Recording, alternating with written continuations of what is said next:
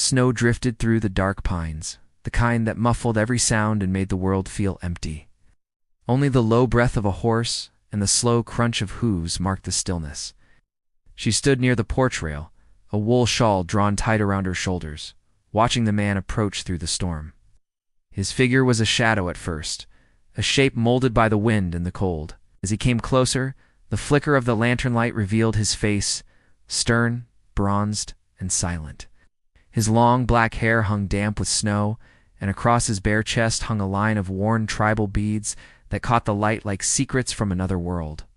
The horse behind him shifted restlessly, snorting steam into the frozen air. No one was supposed to come this far into the valley. Not in winter, not to her cabin. Yet here he was, the one she swore she would never see again. The night she never spoke of had carved her heart like a scar across the land itself. She buried it with the passing seasons, told herself it had been a dream, a fevered moment between fear and mercy. But that night had changed everything. The whispers of it followed her, no matter how deep she tried to lose herself among the quiet hills and the smell of pine smoke. The townsfolk had long stopped asking about the woman who lived alone at the edge of the canyon. They called her the widow by the ridge, though no one remembered whose widow she was. When the knock came at her door, it wasn't loud. It was a single thud that echoed in her bones more than in the air. She hesitated. Her hand hovered over the latch, trembling in a way it hadn't for years. Then his voice came through, low and steady, carrying something dangerous and familiar. "I can't stop thinking about you." She froze. The sound of that voice was like fire thawing through old ice. It didn't belong to this world of snow and silence. It belonged to that night, the one she'd tried to erase. When she finally opened the door, he stood there, as if the years hadn't passed at all. His eyes were darker than the storm behind him, but they carried the same fierce calm she remembered. The kind that could make a horse obey without a word, or a woman forget the world she came from. He didn't move closer. He didn't need to. The air between them carried the weight of everything unspoken. "You shouldn't have come," she whispered. He said nothing for a while, only brushing the snow from his horse's mane. Then he looked at her again, and the corner of his mouth turned just enough to almost be a smile. "I rode 3 nights," he said. "Had to know if you still remember." Her breath caught. Of course she remembered. She remembered the night the soldiers came hunting through the canyon, torches burning and rifles raised. She remembered the wounded Apache who had stumbled into her barn, blood soaking his side, eyes wild with pain. She remembered the way he looked at her, not with fear, but with disbelief that anyone would risk their life for him. She remembered binding his wounds by lamplight, praying the patrols would pass. She remembered how his hand found hers in the dark when the gunfire echoed outside. She remembered everything. "I tried to forget," she said. "It's for both our sakes." The wind picked up, scattering snow across the steps. His horse pawed the ground impatiently, but he didn't move. "You saved my life," he said, "and I've carried that night in me like a fire that won't die." Her heart pounded against the weight of years in silence. He shouldn't have come. If anyone from the town saw him, hear an Apache man this close to their land, they'd bring their rifles before dawn. They'd call it justice, even if no one had been wronged. "You need to leave," she said, voice breaking. "They'll come if they see your tracks." He stepped closer, his eyes never leaving hers. "Then let them come. I'll die knowing I saw you once more." She wanted to look away, but couldn't. The storm swirled around them, the wind howling like something alive. The snow clung to his skin, melting into drops that ran down his shoulders. His breath came out in small clouds, the rhythm steady, as if he had made peace with the cold and the danger. "Do you think I can forget?" he asked quietly. "When I close my eyes, I still see your light through the barn door. I still hear the soldiers outside and your whisper telling me not to move. I still feel the way your hands trembled when you touched me." Her chest tightened. The words brought it all back, every heartbeat, every breath from that night when she thought the world would end. She remembered how close death had come, how close love had followed behind it. But love had no place here, not in this land of boundaries and blood. "You should go back to your people," she said. "There's nothing left for you here." He smiled faintly, but his eyes didn't soften. "You don't believe that?" The silence between them deepened, heavy with the storm's pulse. Somewhere in the distance, A wolf howled, long and low. She wanted to shut the door, to lock him out, to bury the past once more beneath the snow. But her body betrayed her. She couldn't move. Something about the way he looked at her held her there, as if time itself had paused to see what she would do. "Please," she whispered. "If they find you here, they'll kill you." He looked toward the horizon, where the trees vanished into white. "Then I'll die close to where my heart stayed." Tears stung her eyes. "You don't mean that?" He looked back at her and said softly, "I mean every word." The world seemed to go still then. Only the snow moved, swirling between them like a veil of memory.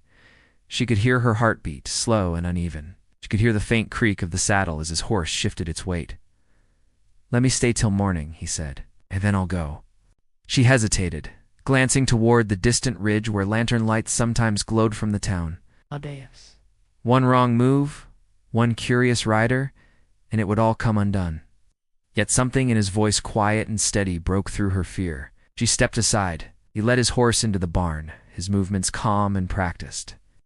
When he came back out, the snow clung to his hair like frost. He stopped at the door, eyes meeting hers again. "You still keep the lamp burning?" he said, "same as that night?" She turned away, unable to meet his gaze. "It keeps the wolves off." Inside, the fire burned low, casting soft light over the small cabin. He stood near it, his presence filling the space like a storm held back by walls too thin.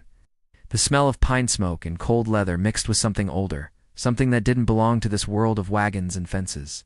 She poured him water, her hands trembling as she set it on the table. He reached for it, his fingers brushing hers for just a moment.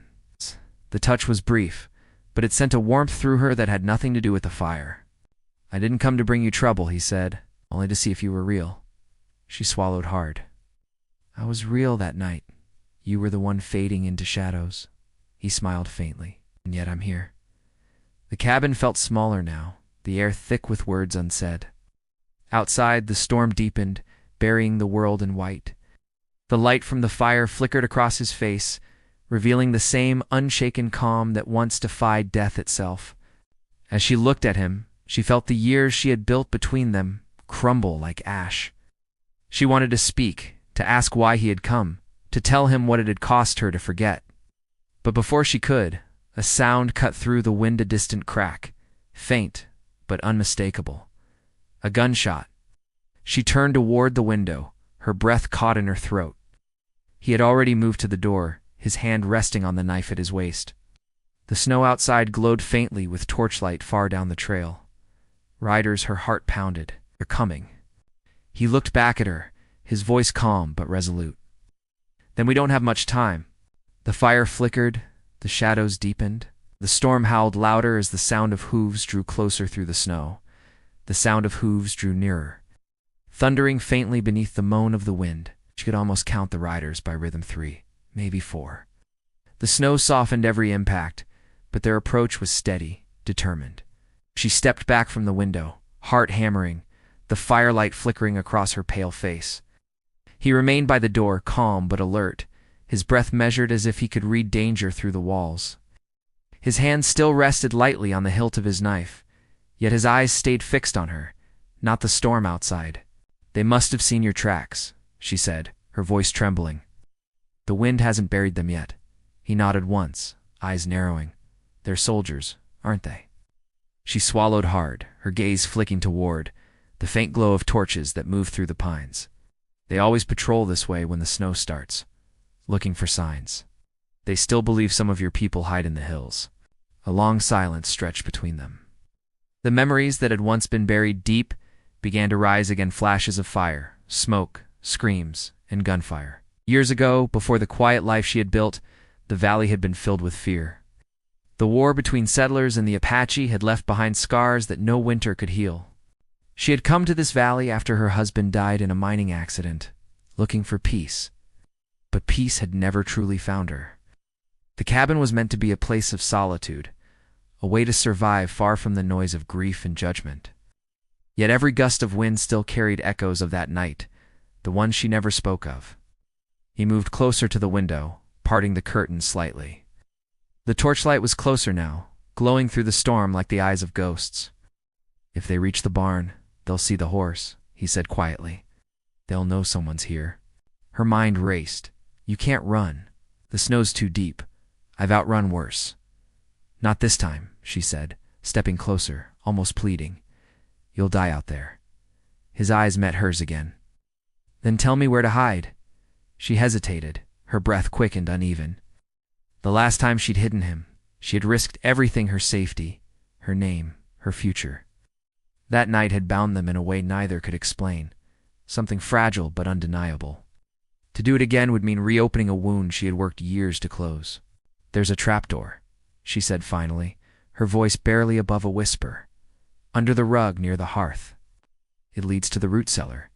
Without a word, he crossed the room and lifted the rug. The old boards creaked as he opened the hatch, and a rush of cold air escaped from below. He started to descend, but she caught his arm. "They won't leave quickly this time," she said. "They'll search every inch." He looked down at her hand on his arm, then back at her face. "Then stay calm. You've done this before?" Her eyes filled with emotion she couldn't name: fear, guilt, something deeper. "You make it sound simple. For me it is," he said quietly. "For you, it's courage." Before she could answer, the knock came louder this time, demanding. She froze, her heart climbing into her throat. The torches outside cast shadows across the window pane. "Go," she whispered. He gave her one last look, something between a promise and a farewell, then vanished beneath the floor. She pulled the rug back over the hatch just as another knock shook the door. She steadied herself, drawing a deep breath, and opened it. The wind blew in sharply, carrying snow and the smell of smoke. 3 riders stood outside, wrapped in heavy coats and scarves. Their leader, a broad man with a rifle slung across his chest, peered into the cabin suspiciously. "Evening, ma'am," he said, his tone polite but sharp. "Didn't expect to see anyone living this far up in the storm?" She forced a small smile. "Been here for years. The storm's nothing new." He glanced around the cabin, eyes narrowing slightly as they landed on the flickering fire. "We saw tracks near the ridge, fresh ones, looked like a horse."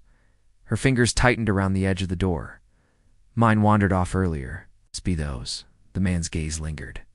Behind him, one of the soldiers dismounted and started walking toward the barn. Her pulse quickened. Wanted to run after him, to stop him, but that would only raise suspicion. "You live out here alone?" the leader asked, stepping closer. She nodded. "Always have." He studied her for a long moment. Strange place for a woman to choose. "I don't have much choice," she said softly. "The land was my husband's. I just take care of what's left." Something in her voice made him pause. Perhaps pity, perhaps caution. Then the soldier by the barn called out, "Tracks end here, sir. Horse inside looks restless." The leader turned sharply. "Open it." Her heart nearly stopped. She had hidden the horse in the far stall, behind an old plow, hoping the shadows would hide it. She forced herself to remain still as the sound of the barn door creaked open. The seconds stretched, heavy and cruel. Then came a shout, one that nearly sent her knees weak. "Horse is warm. Someone's been here recently." The leader's eyes snapped back to her. "Care to explain that?" She took a slow breath, forcing calm. "I told you, the horse wandered off. Yeah. I brought him back before the storm." He watched her, reading her face for any sign of deceit. The fire cracked behind her, throwing orange light across her trembling hands. She couldn't meet his gaze for long, afraid he'd see the truth written in her eyes. After a long pause, the man exhaled, lowering his rifle slightly. "You should move closer to town," he said. "Not safe up here. Some of those savages still roam these hills. You wouldn't stand a chance if they found you." Her stomach turned, but she nodded. "I'll keep that in mind." The soldiers lingered a moment longer before mounting their horses again. The leader tipped his hat. "Stay inside. The storm's getting worse." She closed the door slowly, waiting until the last echo of hooves faded down the trail.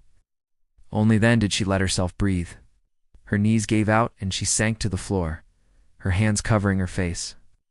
From beneath the floorboards came the faint sound of shifting wood. She lifted the rug and opened the hatch. He climbed out silently, his expression unreadable. "They're gone," she said, her voice breaking. He nodded. "Tss, you did well." "I lied," she whispered, almost ashamed. "I never lied before." He looked at her with something like gratitude. Then maybe now you understand what it means to survive. She turned away, wiping her tears. I don't know what I understand anymore. He stepped closer, the firelight casting shadows across his face. You understand the truth, he said, that no matter how far we go, the past always finds us. Her eyes met his again, and in that moment, the distance between them vanished. She saw the same look he had given her years ago in the barn, when he had been bleeding and hunted, when she had chosen to help him instead of turning him in. That single act had changed both their lives, binding them with a secret that could destroy them if ever revealed. After that night, she said quietly, I left everything behind. My family, my church, my home. They called me cursed, said I'd lost my faith. He reached out, his hand brushing her arm gently. Maybe you found something greater. She shook her head, pulling back. You don't know what it cost me. Then tell me, he said, his voice calm but insistent. She looked into the fire. They came for you the next morning? The soldiers? They searched every barn, every cabin? They questioned me? I swore I hadn't seen anyone, but they found blood on my floorboards. They beat a man in town because they thought he'd hidden you. He died 2 days later. He stared at her, his jaw tight. You still saved me. I didn't know what else to do, she whispered. You were human. You were hurt. Couldn't watch you die. The storm outside grew wilder, wind howling through the chimney. The fire burned low, casting dim light across the cabin. Then maybe, he said slowly, that's why I came back. Not for the memory, but for the debt I owe. Her eyes lifted, uncertain. Debt, he nodded. You gave me life. I came to return the favor. Before she could speak, another sound cut through the storm, faint, but unmistakable. The distant cry of a horn. Her blood ran cold. They're calling for a search party, he said grimly. They'll come back. The fire sputtered. The shadows grew longer. And somewhere deep in her heart, she knew the night was far from over. The wind howled harder through the cracks of the cabin walls as the horn echoed again from the valley. She stood by the fire, her hands gripping the edge of the table so tight her knuckles went white. The Apache's gaze followed the window, sharp and unyielding, listening for what she could barely hear. The storm hid many things, but not the rhythm of men trained to hunt. He knew that sound too well. They'll circle from the east, he said. They always do when they search these ridges. She turned toward him, fear flashing across her face. How do you know? He glanced at her, his jaw tightening. Because I used to watch them. Long before that night, I knew every move they made. The firelight revealed more than just his face. It revealed years of battle and loss. His skin carried faint scars, the kind made not by accident but by survival. The quiet strength in his voice carried the weight of a man who had seen too much and lost too many. Yet beneath that roughness, there was something else, a kind of sorrow that never left his eyes. She poured water into a tin cup just to keep her hands busy. The kettle rattled from the tremor of her fingers. You said you owed me a debt, she whispered. But if they find you here, it'll cost me everything again. I'll burn the cabin this time. Maybe worse. He didn't answer right away. Instead, he looked toward the door, the storm whispering through its frame. You could turn me in, he said quietly. Tell them I forced my way in. They'll believe you. She shook her head sharply. Don't say that. Then what do you want me to say? His voice was low but edged, like a knife drawn across stone. You saved me once and they made you suffer for it. You think this time will end any different? Her breath hitched. It's not the same. His eyes found hers. It's exactly the same. The truth of it settled between them like the heavy snow on the roof. She looked away, toward the small wooden cross that stood on the shelf above the hearth. It was all she had left from her husband's grave. For years she had prayed in front of it every night, asking for peace, forgiveness, and forgetfulness. But none of those ever came. She had once believed the war between settlers and the Apache would fade when the treaties were signed, when the forts grew quiet. But even now, years later, the valley still carried ghosts of that hatred. The settlers spoke of the Apache like shadows unseen, but always feared. I thought you went south, she said softly. They said your people were driven across the desert. He nodded. Some of us did. The rest stayed in the canyons, hiding, waiting for the land to forgive us. Her eyes softened. You think it ever will? He didn't answer. Instead, he stared into the fire as if he could see the answer burning there. "The land remembers blood," he said at last. "It never forgives. It only hides the scars under snow." Outside, the wind shifted, carrying faint voices, shouts muffled by distance. He moved to the window and peered out carefully. Lanterns bobbed in the darkness, scattered across the ridge like fireflies. "They've split into groups," he murmured. "They're not just searching, they're tracking." "Tracking what?" she asked. He turned, his expression darkening. Her stomach turned cold. "How can you be sure?" "They'll find the blood," he said, "from the horse's flank. I rode too hard through the brush earlier. They'll follow that trail straight here." Panic flickered in her eyes. "Then we need to move. There's an old line shack on the north ridge." "We can." He shook his head. "You'll never make it in this storm." "Then what do we do?" He looked around the cabin, his gaze landing on the half-open chest near the wall. "You said you lost your husband here?" She nodded. "Where did they bury him?" The question made her go still. "Behind the barn." "Why?" "If they come here, they'll search every inch. But they won't dig where the dead rest." Her breath caught. "You can't mean," he met her gaze. "It's the only place they won't look." She shook her head in disbelief. "You can't hide there. It's frozen solid." "Then help me break it," he said, his voice calm but urgent. The world seemed to tilt around her. The thought of disturbing that small patch of earth she had wept over for years made her chest tighten. But the shouts outside grew louder, closer. The riders were sweeping the valley in lines now. "I'll do it," she whispered finally. "But after this, you disappear, never come back." He nodded once, silent agreement passing between them. Together they stepped into the storm. Cold bit at their skin instantly, the wind whipping snow against their faces. The lantern she carried flickered weakly against the dark, its flame bending under the wind's weight. The grave lay just beyond the barn, a small mound marked by a crooked wooden cross. She knelt beside it, her breath shaking in the icy air. "I never thought I'd do this," she whispered. He took the shovel from her trembling hands and began to dig, slow and steady, breaking through the frozen crust. The sound of metal striking earth cut through the wind, each strike echoing like a heartbeat in the night. She couldn't look at him for long. It hurt too much, the memory of her husband, the man who had once promised her safety, and the stranger who now risked her life by returning. The hole grew deeper, enough for him to lie hidden if needed. When he stopped, his breath came out in ragged bursts of steam. "They're close," she said, glancing toward the ridge. Torchlight was moving through the trees now, faint but visible. He looked up at her.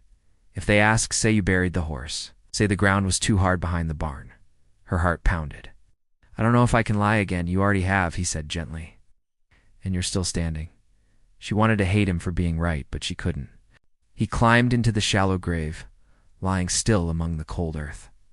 She covered him quickly with the tarp she'd brought, scattering a thin layer of snow across it. The cross stood above him like a sentinel. When she looked down, his eyes met hers one last time through the thin fabric. "Whatever happens," he said softly, "you never saw me tonight?" She nodded, tears stinging her eyes. Then she turned away, clutching the lantern as she hurried back toward the cabin. By the time the soldiers reached her yard, the storm was nearly blinding. She could barely see their shapes through the white curtain.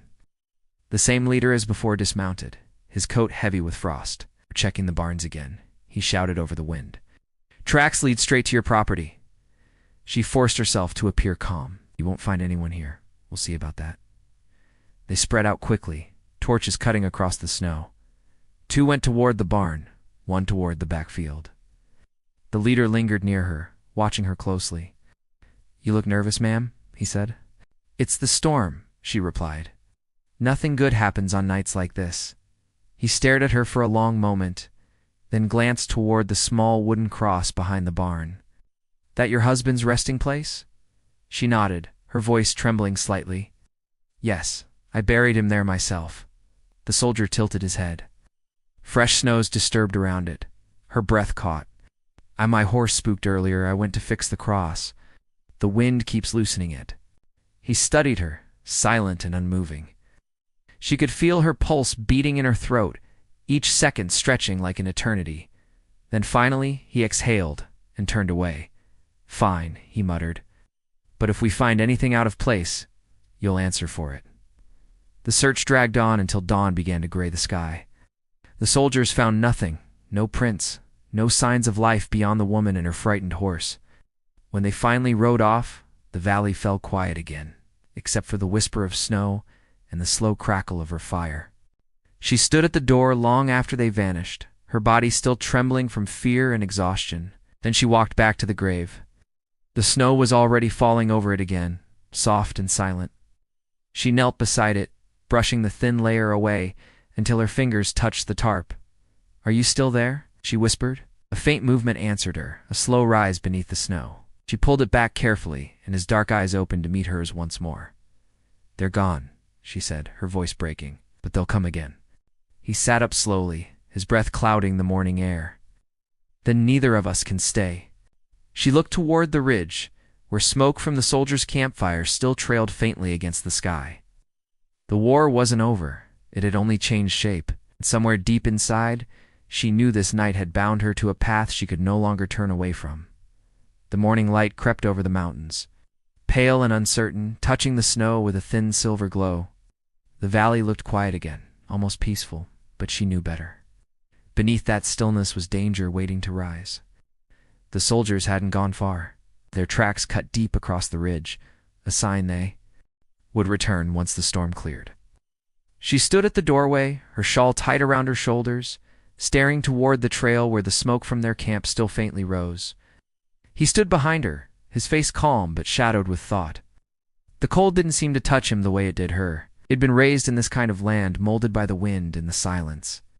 But even his eyes showed worry now, a kind of restless knowing that the worst wasn't over.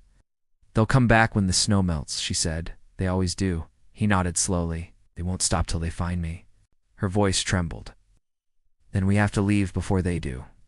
He didn't answer. His gaze drifted toward the hills, the same direction his people had once vanished into. "If I go north, I might reach the canyon by dusk. They won't follow me that far." She turned to face him, fear and something deeper flickering in her eyes. "You can't go alone. They'll hunt you down. You said they know your horse's trail. They'll know your scent, your pattern." He looked at her, a faint trace of a smile crossing his lips. "You've learned too much about tracking for a woman who wanted to forget that night." Her heart twisted at his words. "You made sure I could never forget." The silence that followed was heavier than the snow outside. The wind rattled the window shutters, and the fire popped in the hearth. She felt a pull inside her, a battle between the safety she longed for and the truth she already knew there would be no safety as long as he stayed near, and no peace if he left. He walked to the table and picked up the small pouch of dried food she had packed. "I'll go before the light gets strong," he said. "You stay here. Tell them you never saw me again." Her voice rose suddenly, sharp and desperate. "No, you won't make it. The river's frozen, and the canyons are full of soldiers. You can't just walk into death." He looked at her, his expression unreadable. "If I stay, I bring death to your door. You saw it last night, you heard them." Tears burned her eyes. "I don't care about them anymore. Let them come. But let them see me with you. I've lived in fear long enough." He stepped closer, his voice soft but firm. "You don't mean that." "I do," she whispered. "I meant it the night I hid you. I meant it when I lied to them. I mean it now." For a moment, neither of them moved. The snowlight poured through the window, pale and cold, wrapping the room in a fragile calm. Then, slowly, he reached out and touched her hand. It was a simple gesture, but it carried more weight than words could hold. "I should have left years ago," he said quietly. "When I healed, I should have gone back to my people. But every time I crossed a ridge, I thought of you. Every time I heard the wind in the trees, it sounded like your voice." Her lips parted, but no sound came. He went on, his voice low, almost breaking. Hey. "I came back because I had to know if what happened that night was real. I told myself it was just mercy, that you helped me because you couldn't watch someone die. But I knew better. I saw it in your eyes." She looked at him then, her heart thudding painfully in her chest. "And now?" she whispered. He hesitated, his gaze locked on hers. "Now I know it wasn't mercy. It was something that never died." Before she could answer, a distant shout broke the air. Both turned toward the window. The sound carried from the ridge the same harsh tone of command she'd heard before. "They found the trail," he said under his breath. Her pulse raced. You have to hide again. He shook his head. There's no time. They'll surround the cabin before dusk. We can ride, she said quickly. Through the Pine Valley, there's a path that leads toward the old quarry. They won't expect it. He looked doubtful. You'd never survive the cold. I've survived worse. He studied her, and for the first time, the edge of command in his expression softened. No, then we'll ride together. They moved fast. She gathered what little food she had while he saddled the horse. The animal snorted nervously, sensing the fear that hung thick in the air. The snow was deep enough to muffle their steps, but not enough to cover their tracks. Every sound, every creak of leather, every breath felt like a risk. As they prepared to leave, she glanced toward the shelf where the wooden cross still stood. Her hand trembled, then steadied as she placed it in her satchel. I can't leave him behind, she said quietly. He nodded once. Then he rides with us. The storm had begun to lift, revealing streaks of blue sky through the thinning clouds. But that meant visibility and danger. From the ridge came faint glints of sunlight on metal. Rifles, the soldiers had already begun to spread out. He swung onto the horse, pulling her up behind him. The warmth of his body shielded her from the wind as he guided the horse through the trees. The snow crunched beneath the hooves, the rhythm steady and quiet at first, then faster as they reached open ground. She looked back once. The cabin was already fading behind them, half buried in snow, smoke still curling from its chimney. Her home, her life all left behind for a single, uncertain chance. They rode for hours through the forest, keeping low, following the narrow game trails that twisted between the pines. The air grew sharper, colder, but the sound of pursuit never fully vanished. Sometimes it came as a faint echo of hooves, sometimes a shout carried by the wind. Each time, her heart jumped. When the light began to fade, they reached the river. The ice shimmered under the dying sun, the current groaning beneath the frozen crust. He dismounted, crouched, and touched the surface. It'll hold, he said, though his tone carried doubt. She looked across to the far side, where the canyon walls rose dark against the sky. Once we cross, they'll lose the trail, she said. Met her eyes, a flicker of resolve passing through them. Maybe. He led the horse carefully onto the ice. It groaned under the weight, but held. Step by step they crossed the half-frozen river. She clung to his waist, eyes fixed on the far bank. But halfway across, a sharp crack split the air. The sound came from behind a rifle. Then another. The horse reared, snorting in terror as the ice splintered beneath its hooves. She screamed, clutching him tighter as the beast stumbled forward. The ice gave way behind them in a rush of dark water. Hold on, he shouted, driving the horse forward with every ounce of strength. The animal lunged across the last stretch, crashing onto solid ground as more shots echoed through the trees. Snow burst into the air where the bullets struck, the sound too close, too loud. He pulled her down from the saddle and led the horse behind a ridge of rocks. They've seen us, he said. She could barely breathe. How many? Too many. He checked the rifle he had taken from one of the soldiers years ago, the old weapon worn but functional. They'll come at dawn. They won't risk the river at night. She pressed her hands to her face, trying to stop their shaking. We can't fight them all. I don't plan to, he said. But we'll need to disappear before the sun rises. He led her into a narrow hollow beneath the ridge, where the earth opened into a small cave hidden by snow. The horse followed reluctantly, its breath steaming in the cold air. The space was tight but enough for shelter. He started a small fire, careful to keep the smoke low. She sat close to the flames, her body trembling from exhaustion. Do you ever get tired of running? She asked quietly. He looked at her, his face lit by the soft glow of firelight. Only when I stop long enough to remember why. She turned her eyes toward the entrance, where the storm had quieted into an eerie stillness. Somewhere out there, men were setting camp, waiting for dawn to finish what the night could not. He watched her in silence for a while, then said, If they catch me, don't speak. Don't try to save me again. She shook her head. You think I could watch them take you? You'll have to. I won't. He smiled faintly. You always said that? The flames flickered low, and the night deepened. The cold crept closer, wrapping around them like a warning. Outside, the faint sound of a horse whinnying drifted through the darkness too close to be coincidence. He rose silently, moving to the mouth of the cave, his knife glinting faintly. The sky had cleared completely now, revealing a cold, merciless moon. Across the river, torchlight flickered through the trees. The soldiers were building fires, their silhouettes moving in dark clusters. "They're closer than I thought," he whispered. She stood beside him, her breath visible in the moonlight. "What happens when they find us?" He turned to her, his expression solemn but calm. "Then I stopped running." Her heart sank. No, there has to be another way. He looked at her for a long moment, the weight of everything between them pressing in. "If I die here," he said quietly, "you live. You tell them I forced you to come, they'll believe you." Tears filled her eyes. "You think that's what I want?" "No," he said softly. "But it's what will keep you alive." The wind shifted again, carrying the faint metallic scent of gun oil and smoke. She could see their campfires, now small, glowing dots moving steadily closer. The hunt had never ended. It had only been waiting for the right moment to strike again. And as the first snowflakes began to fall under the cold light of the moon, she realized that dawn would bring more than just light. It would bring the choice she had feared all along between love and survival. The night stretched long and heavy, with only the faint glow of the dying fire to remind them that warmth still existed in the world. She sat close to him, her shawl wrapped tight around her shoulders, watching the thin plume of smoke rise from the embers. He hadn't spoken for some time, his attention fixed on the mouth of the cave where the moonlight spilled across the snow. Outside, the soldiers' torches flickered like ghosts on the far ridge, moving slow, deliberate, patient. They were waiting for dawn, waiting for their chance. When she looked at him, she saw not fear but quiet resolve. His face was calm, his breathing steady, his eyes sharp with the kind of awareness that only comes from men who've lived through too many hunts.